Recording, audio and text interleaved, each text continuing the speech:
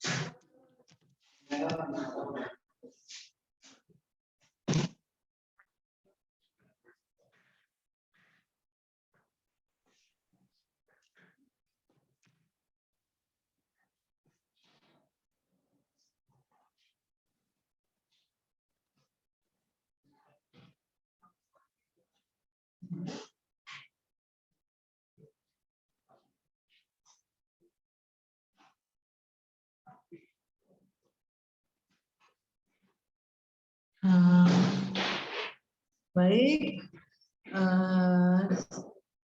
selamat pagi, salam sejahtera untuk kita semua. Selamat pagi Bu. Selamat pagi Bu. Assalamualaikum warahmatullahi wabarakatuh. Ya,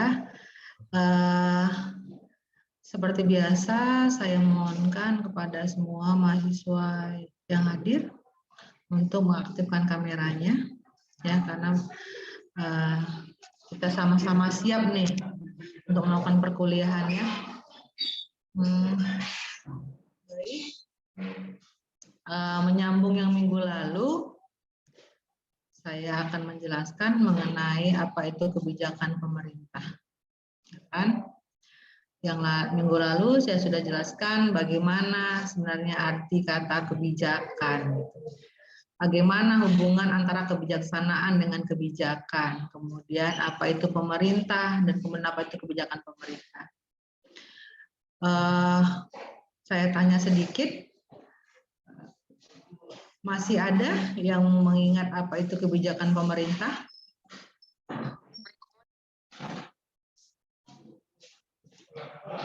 Apa itu kebijakan misalnya? Apa itu pemerintah dan apa itu kebijakan pemerintah?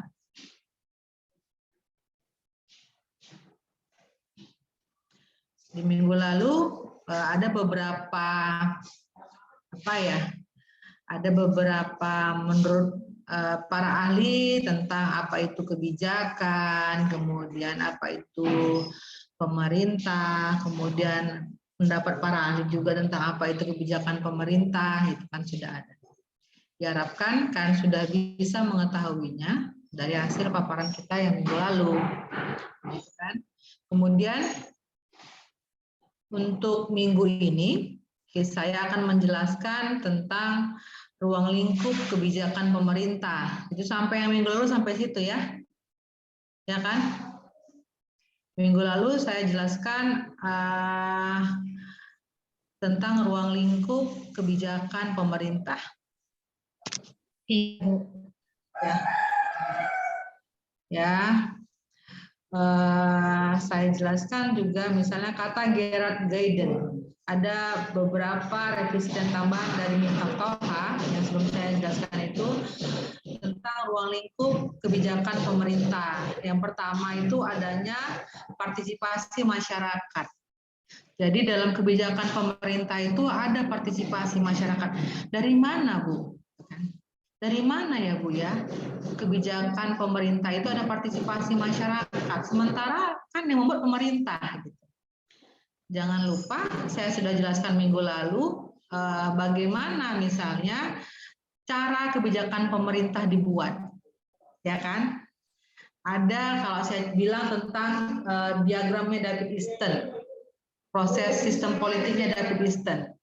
Di mana ada tuntutan, ada kebijakan, ada demand, ada support, masuk dia ke dalam black box. Yang dulu kan saya jelaskan seperti itu kan. Nah, itu kan di situ ada tuntutan dan dukungan yang datangnya dari masyarakat, dari lingkungan. Walaupun dia akan terjadi feedback lagi begitu. Ada hubungannya. Jadi benar-benar bahwa kebijakan pemerintah, kebijakan yang dikeluarkan pemerintah adalah tuntutan dan dukungan dari masyarakat. Karena itu memang diperlukan adanya partisipasi masyarakat dalam kebijakan pemerintah. Harus ada. Bahwa semua yang dikeluarkan pemerintah adalah jawaban dari yang dibutuhkan oleh masyarakat. Makanya pemerintah harus bijaksana, kan begitu yang perlu saya jelaskan. Kemudian, kata Gerard Gayden juga bahwa adanya kerangka kerja policy disebutnya, kata si Gayden. Kerangka kerja policy itu apa? Dibilang dia gitu kan. Merekonstruksi pembuatan kebijakan meliputi 1. Apakah tujuan yang ingin dicapai dan kebijakan yang akan dibuat. Jadi kebijakan itu begitu. Ada tujuan yang ingin dicapai. Ya kan? Kemudian yang kedua, bagaimana dan apakah nilai-nilai yang perlu dipertimbangkan dalam kebijakan pemerintah. Jadi dalam kebijakan pemerintah itu ada nilai-nilai, ada value di situ. Nilai-nilainya apa? Nilai-nilainya itu yang termasuk apa? Bagaimana sebenarnya kepentingan masyarakat itu? Apa kebutuhannya? Apa maksud dan tujuannya? Itulah nilai-nilai. Ya kan, makanya kalau misalnya kebijakan pemerintah itu nggak boleh nyeleneh, nggak boleh keluar dari azas, nggak boleh keluar dari norma. Makanya kadang-kadang kalau misalnya ada suatu peraturan yang aneh, aduh ini kok begini ya, ya kan. Kemudian tadi penjelasan dari adanya kerangka kerja policy itu nomor 3 adalah apakah sumber-sumber yang mendukung kebijakan tersedia dan dapat dimanfaatkan. Jadi kalau kebijakan itu ada dulu nih sumber daya yang mendukungnya, ya kan? Misalnya saya bilang kemarin supaya lalu lintas tertib di Kota Medan dibuatlah trans bidang, gitu. Tapi itu harus didukung dulu, sumber dayanya ada atau tidak, ya kan? Misalnya busnya ada enggak, haltenya ada enggak, bagaimana sistem nanti tiketingnya. Siapa petugasnya? Itu kan diperhitungkan. Makanya setiap kebijakan itu diperhitungkanlah bagaimana sebenarnya sumber-sumber yang mendukung kebijakan tersebut. Ya kan? Kemudian siapakah pelaku yang terlibat dalam kebijakan pemerintah dan apakah mereka mampu melaksanakannya? Gitu. Apakah pelaku yang terlibat? Jadi kalau misalnya ada kebijakan pemerintah, dilihat nih yang terlibat siapa-siapa aja nih, yang menjalankan siapa-siapa aja nih, yang bisa menjalankan itu secara baik kebijakan itu diimplementasikan dengan baik siapa-siapa aja nih yang bisa bertanggung jawab. Itu kan juga diperhitungkan, ya. Kemudian yang kelima, bagaimanakah faktor lingkungan yang mempengaruhi kebijakan yang bakal dibuat? Mendukung, menolak, atau pasif. Jadi tadi itu saya cerita tadi tentang bagaimana kebijakan transportasi di Kota Medan kan membidang itu dilihat dulu kira-kira nih masyarakat mendukung tidak ya, atau hanya pasif gitu. Jadi bus itu jalan dengan kosong aja tuh, muter-muter kosong, nggak ada yang mau naik, orang belum nyaman naik membidang gitu. Tapi kan lama-lama tersosialisasi. Saya rasa sekarang ya banyak orang yang beralih menaiki bus Transmebidang itu, ya kan? Kalau kemarin sempat saya tanya, saya emang belum pernah naiknya. Itu sudah banyak karena itu sampai ke sana, maksud ada mal itu sampai ke sana. Gitu. Misalnya yang ke Binjai juga gitu, yang nggak dapat kereta api bisa memanfaatkan misalnya naik membidang. Dulu kemarin itu sempat ya, yang ke Binjai itu kereta api kan pakai apa tuh bukti tanda kayak swab gitu. Dia ada keperluan apa di Medan gitu. Yang ke Binjai ada keperluan di Binjai. Tapi membidang nggak pakai itu, jadi banyak masyarakat yang beralih ke membidang. Begitu. Dan nyaman juga gitu kan. Jadi dilihat nih kebijakan yang dibuat itu didukung apa enggak. Atau pasifkah gitu. Maksudnya ternyata kebijakan yang dibuat efektif enggak sih untuk mengatasi masalah ini kemacetan? Jadi begitu, dilihat ya bagaimana kebijakannya. Kemudian yang keenam, bagaimana strategi yang dijalankan dalam membuat, melaksanakan, mengevaluasi kebijakan pemerintah. Jadi, ya, catat nih, setiap kebijakan itu harus ada strateginya, yang dimana strategi dalam membuat kebijakan. Kemudian dalam melaksanakannya, diimplementasikan. Kemudian bagaimana misalnya kebijakannya itu dievaluasi. Ya kan? Kemarin minggu lalu saya sudah ceritakan nih bagaimana misalnya kebijakan tentang penertiban penertiban anak-anak jalanan. Itu sudah 15 tahun yang lalu tuh perdanya. Itu kan kalian harus di pemerintah bilang nih bagaimana strategi kita cara membuatnya, kemudian bagaimana cara mengimplementasikannya, bagaimana dia cara mengevaluasinya. Ini sudah 15 tahun berjalan, ini ada strategi nih mengevaluasi efektif nggak kebijakan itu, ya kan?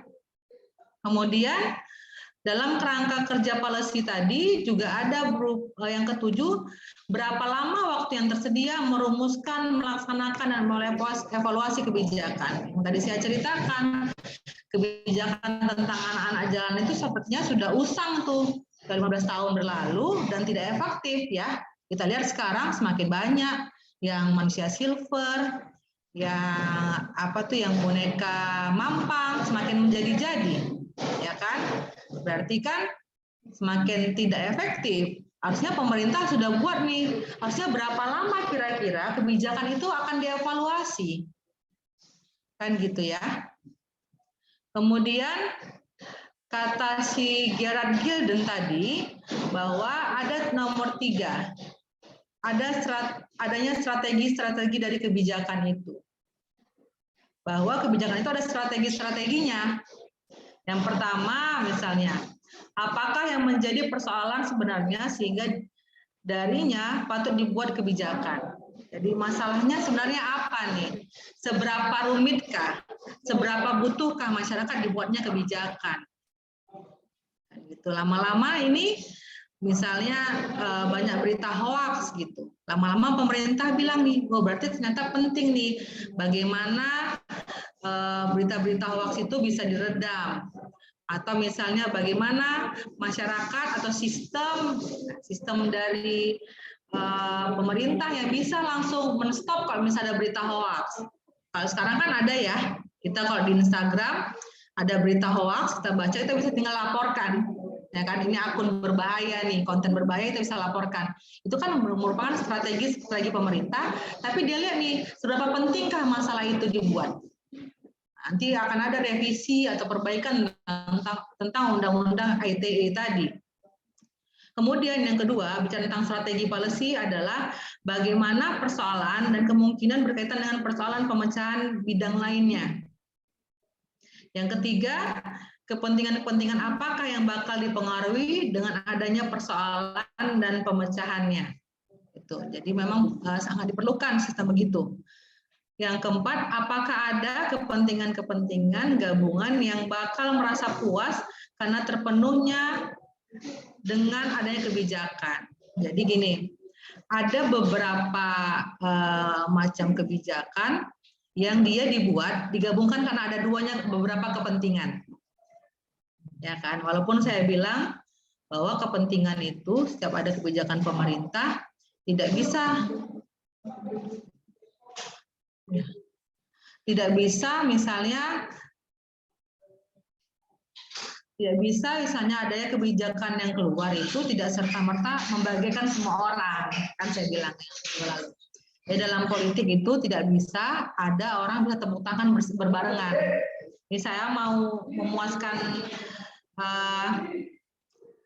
hati semua mahasiswa Reg B ini, saya buatlah misalnya ada aturan. Aturannya misalnya saya mau pakai Zoom terus kuliahnya gitu kan. Ada sebagian merasa ini sangat efektif untuk perkuliahan. Tapi ada orang lain, mahasiswa yang lain bilang, saya keberatan Bu, saya tidak punya kuota atau kami tidak bagus sinyalnya. Jadi begitulah, setiap kebijakan yang dikeluarkan memang tidak bisa memuaskan semua pihak, tapi istilahnya dia maksimal lah, memaksimalkan kepuasan orang. Kemudian tadi ada yang kebijakan dari beberapa kepentingan yang berbeda. Misalnya nih, saya bilang tentang apa ya? Misalnya tentang kebijakan tentang yang paling mudah aja tentang tadi aja nih transportasi. Ya kan, transportasi itu mungkin ada beberapa mungkin kepentingan di dalamnya, misalnya pengaturan lalu lintas, ya kan, ada misalnya Polantas bilang lebih tertib, gitu, mengurangi kemacetan, atau di sisi lain misalnya ada mungkin dinas lingkungan yang bilang mungkin lebih mengurangi polusi dan lain-lain, atau ada lagi nih bicara tentang yang lain, misalnya penghematan BBM.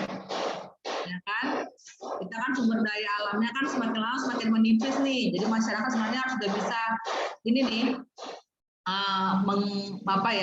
mengurangi pemakaian BBM ya, mungkin tadi bisa tadi. Jadi ada beberapa kepentingan sehingga dibuatlah satu kebijakan yang pas. Kemudian bicara tentang strategi, ini saya nggak buat lagi slide karena saya sudah share ya di Google Classroom ya. Jadi kan tinggal buka Google Classroom bersamaan begitu. Jadi misalnya bicara tentang strategi, ada bilang hal-hal bahwa kepentingan itu adalah hal-hal manakah yang dapat mewujudkan kepentingan masyarakat banyak. Gitu tadi. Walaupun tidak bisa memuaskan semua pihak, paling tidak kepentingan itu adalah masalah kepentingan orang banyak, kemaslahatan orang banyak, ya kan, kesejahteraannya orang banyak. Jadi kadang-kadang misalnya kalian lihat kemarin ada beberapa masalah, misalnya pada pembuatan jalan tol, ya kan? Itu beberapa masalah tuh, misalnya tentang pembebasan lahan gitu.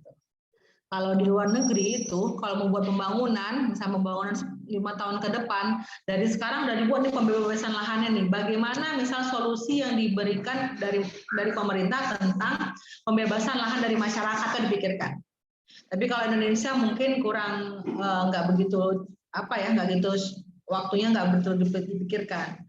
Tapi begini. Bahwa misalnya ada kepentingan, misalnya ada kebijakan di pembuatan jalan tol ini, ada yang harus ada ganti rugi, bagaimana kebijakannya. Kemudian mungkin ya ada mungkin yang tidak mau digusur, jadi yang kemarin itu jalan tol yang ke arah dari Tanjung Mulia ke Marelan itu lama dia, karena memang ada beberapa masyarakat yang belum mau diganti rugi gitu. Jadi kan sebenarnya kan ada beberapa orang masyarakat yang tidak menyetujui akan kebijakan itu. Tapi kan pemerintah begini, ketika itu dibuat, berapa banyak masyarakat yang diuntungkan dan ketika misalnya menggunakan jalan tol itu. Itu jalan tol itu siap, maka yang dari tebing bisa langsung dia tembak ke Binjai. Sekarang mau langsung lagi mau tembak ke Stabat, nanti mau lagi bisa langsung ke lebih jauh lagi, kan begitu. Jadi pertimbangannya begitu, bagaimana kebijakan itu akan berpengaruh, akan bermanfaat bagi masyarakat banyak, bagi orang banyak.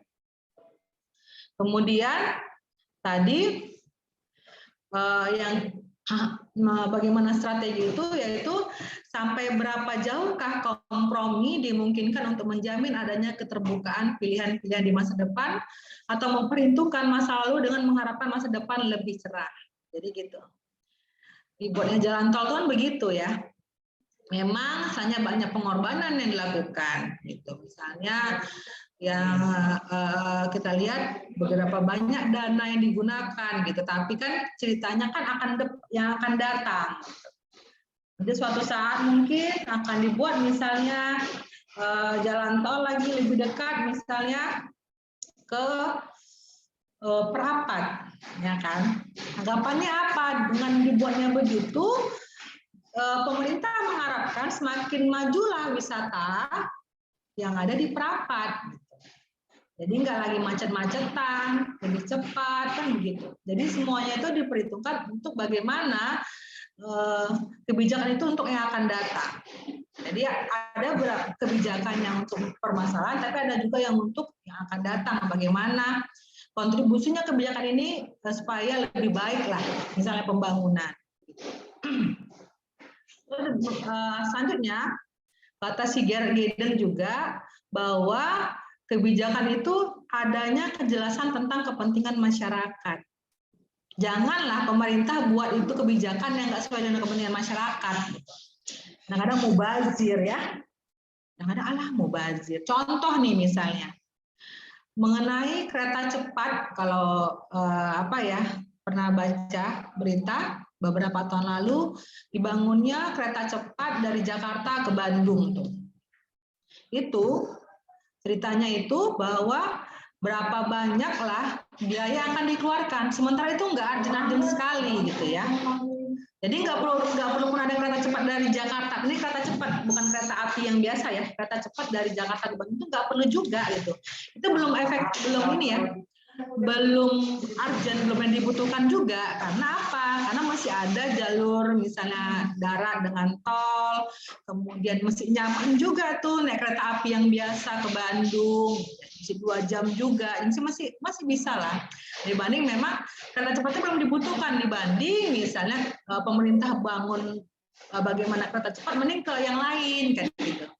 Jadi benar bahwa kebijakan itu dibuat bahwa adanya kejelasan tentang kepentingan masyarakat. Masyarakat dulu. Ya kan? Kemudian kata Gaydon lagi bahwa yang kelima adanya pelembagaan lebih lanjut dan kemampuan kebijakan pemerintah. Ya, bahwanya adanya pelembagaan lebih lanjut. Jadi setiap ada kebijakan itu ada lagi nih ceritanya. Kemudian bagaimana kemampuan kebijakan pemerintah itu. Mengenai misalnya ini ada beberapa yang dijelaskan oleh Gaydon, misalnya bagaimana implikasi jangka panjangnya gitu. Kalau dia berjangka panjang misalnya harus ada misalnya kelembagaan yang baru. Contoh nih tadi cerita bagaimana perda tentang anak jalanan, bisa jadi itu tidak efektif karena tidak ada lembaga yang mengurusinya. Ya kan? Coba ada misalnya di bawah departemen sosial misalnya yang benar-benar yang benar-benar mewadahi mereka. Mungkin lebih efektif kebijakannya dibanding misalnya sekarang udah kebijakan sudah begitu saja gitu. Kan tidak selesai juga masalah kebijakan anak jalan itu hanya dengan dikejar-kejar Satpol PP, kan kayak gitu juga solusinya kan begitu. Pasti ada hal yang lain harusnya dilakukan agar bagaimana kebijakan itu lebih baik dijalankan. Ya. Terus kemudian tadi adanya pelembagaan tadi, di sini jelaskan nih sama si Gaydon, lembaga ini nantinya mampu menggali implikasi jangka panjang dari suatu kebijakan dengan cara misalnya satu, menggambarkan masa depan yang realistik, menciptakan unit-unit baru dalam pembuatan kebijakan. Kemudian bagaimana merancang kembali organisasi. Tadi saya bilang, coba organisasinya ada dulu misalnya. Ya kan, mungkin nggak bisa juga misalnya anak jalanan itu tidak ada misalnya mewadahinya kan gitu, harus benar-benar fokus misalnya begitu. Kemudian bagaimana penilaian atau evaluasi dari kebijakan yang telah ada. Jadi selalu harus dievaluasi. Ini efektif tidak. Ingat yang saya bilang, bagaimana David Easton bilang, itu ada input kebijakan tuntutan masuk ke black box, dia luar yang berarti output kebijakan, dia akan kembali lagi. Bahwa apa? Dalam dia kembali itu, tarikan dari output ke input lagi, itu harus ada apa? Adanya evaluasi, efektif atau tidak. Ya. Kemudian Lanjut di cerita Gaydon tentang tadi ruang lingkup kebijakan. Yang keenam kata Gaydon, adanya isi kebijakan dan evaluasinya. Itu bahwa misalnya dibilangnya begini nih, kata Gaydon, ini penting nih. Studi tentang pembuatan kebijakan negara, pemerintah dasarkan atas kebijakan yang nyata, aktual policies. Pada masa lalu, umumnya studi kebijakan pemerintah mempunyai isi antara lain, satu nih, penelitian mengenai permainan kekuasaan. Nih, sekarang ini lagi marak-maraknya nih ya, bagaimana petisi menolak kalau naik pesawat pakai PCR. Ya kan? Mereka bilang itu nggak efektif, gitu. Itu terlalu mahal, beli tiket aja mahal, apalagi buat PCR 5,5. Gitu kan. Sementara hasil PCR sama swab hampir sama aja. Toh dipakai juga di hari yang itu, gitu. Ya kan, kita sudah misal vaksin 2 kali, tapi harus PCR kan itu nggak efektif. Makanya sekarang orang lagi heboh nih, sebenarnya ada apa di balik PCR itu? Apakah ada perusahaan besar di balik itu, kan begitu? Ya, mengingat apa? Mengingat tadi bahwa kebijakan itu dibuat untuk masyarakat, kepentingan masyarakat. Ya, kalau kalian yang punya saudara di bandara, yang kerja di bandara mungkin ya, sangat berdampak, sangat berdampak. Bagaimana begitu banyak orang yang di PHK sekarang ini di bandara, ya kan, belum lagi dari penerbangan dan lain-lain. Ya kan, itu Lion itu banyak itu memulangkan pramugarinya ke rumah, dirumahkan. Itu yang di bandara itu begitu juga, yang jadi bandara ya misalnya itu banyak. Karena apa? Bandara sepi. Karena apa? Orang naik pesawat mahal. Itulah. Jadi benar-benar lah sebenarnya isi kebijakan itu bagaimana? Ada nggak orang lain yang di belakang yang berkuasa? Kan begitu. Cocok nggak sih kita naik pesawat dan udah vaksin 2 kali, terus PCR? Kenapa nggak swab? Lu swab bisa, misalnya gitu. Kenapa? Tiket nggak boleh murah, tiket harus mahal nih. Kalau maskapai buat tiket murah, disomasi nggak boleh. Jadi tiketnya harus mahal, terus PCR juga mahal, gitu kan. Jadi memang kalau kalian lihat lagi musim nih, kalau kemarin saya ada baca tuh petisi mengenai itu, menolak menggunakan PCR, ya kan? Takutnya bahwa ada perusahaan yang di belakang itu, kan begitu. Kemudian yang kedua, partisipan dalam kebijakan pemerintah. Siapa yang berpartisipasi dalam kebijakan pemerintah? Ya. Kemudian bagaimana pelaku-pelaku pembuat kebijakan yang menjelaskan variabel dari suatu kebijakan. Ya kan, bahwa ada pelaku-pelakunya dalam setiap kebijakan. Siapa itu? Memang sih, memang kan yang ditakutkan adanya penyebaran COVID. Takutnya ada yang orang naik pesawat, dia positif, kan gitu. Memang ada beberapa yang menjadi pertimbangan tuh.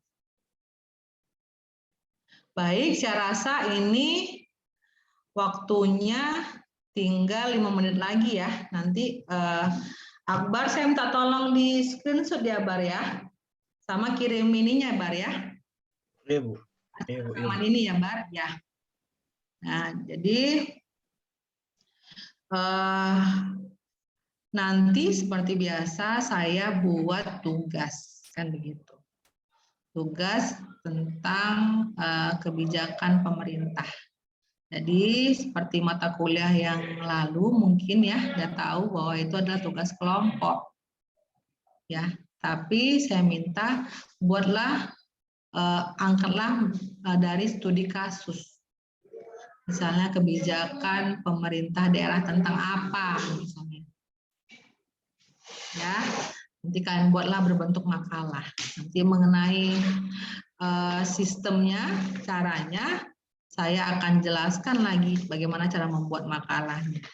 Baik, saya rasa sekian untuk hari ini. Apa ada pertanyaan?